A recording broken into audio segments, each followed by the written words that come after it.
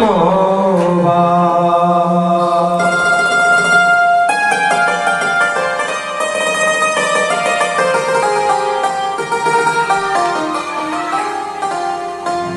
परम मंगल में परात्पर अखिलेश्वर अकारण करुणावरुणालय वक्तवान सती कल्पतरु कलंक पीतांबरधारी श्री बालकृष्णाल की भागवमयी भक्तमूर्ति श्रीमद्भागवत महापुराण।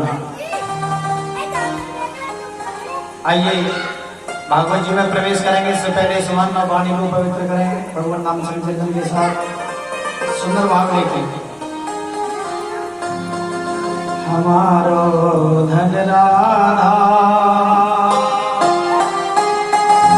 श्री राधा श्री राधा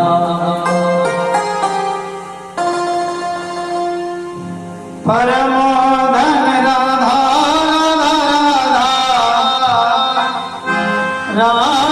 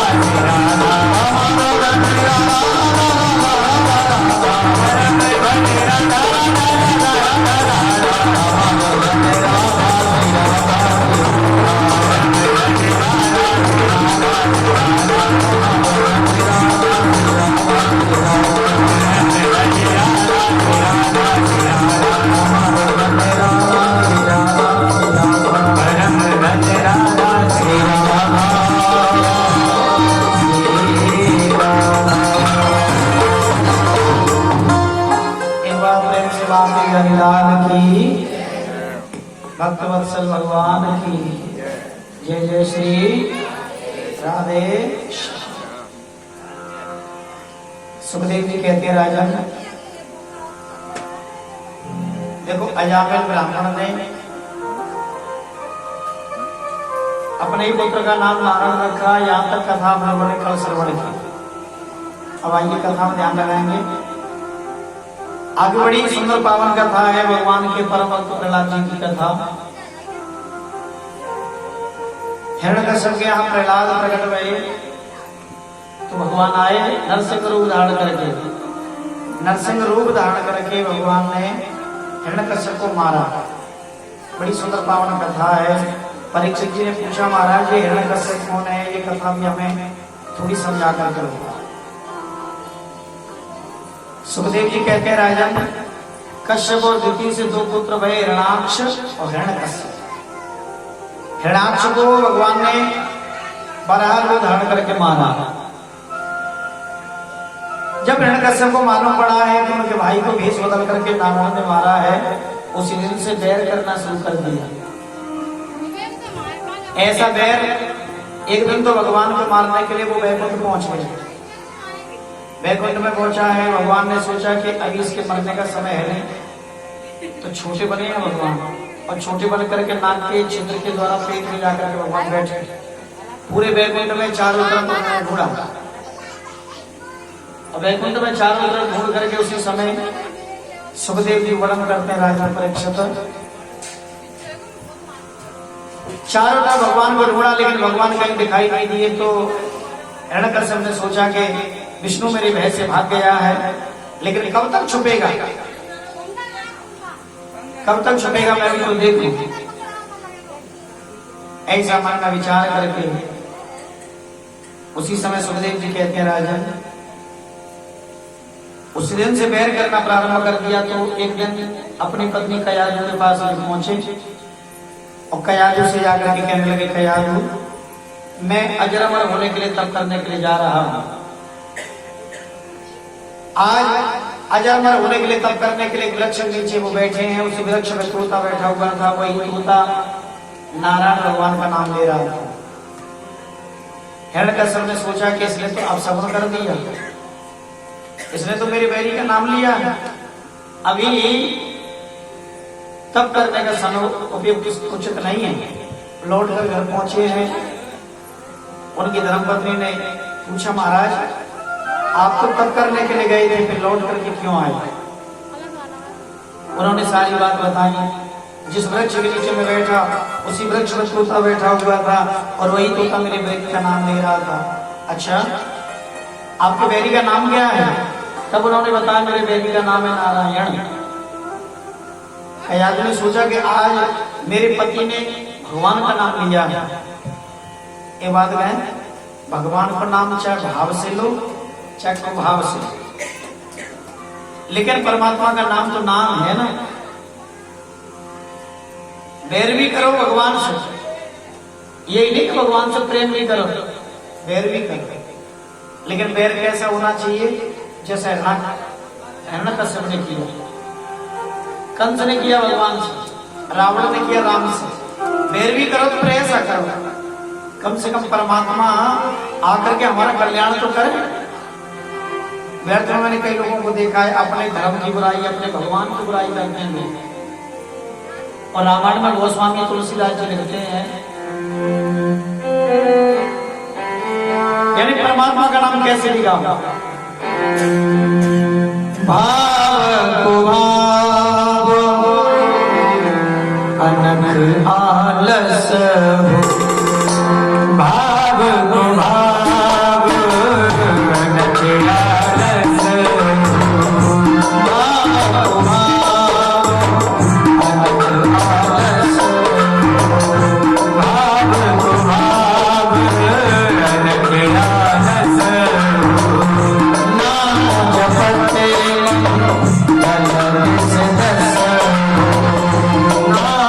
जपत मंगल दिस दस हो,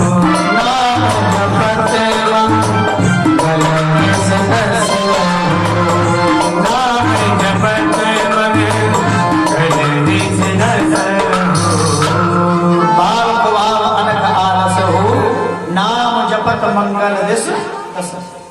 यानी भगवान के नाम को कैसे भी गाओ, भाव से स्वभाव से, लेकिन परमात्मा का चिंतन तो करो।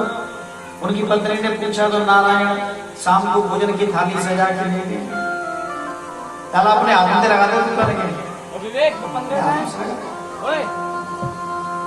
शाम को भोजन की थाली सजा के पहुंची है। जैसे भोजन करने बैठे तो उसी समय उसने पूछ लिया कि तुम्हारी बहन का नाम क्या है। तब उन्होंने कहा कि मेरी बहन का नाम है नारायण। तो ध्यान में इस कथा से भी आप लोगों को ज्ञान मिलेगा कि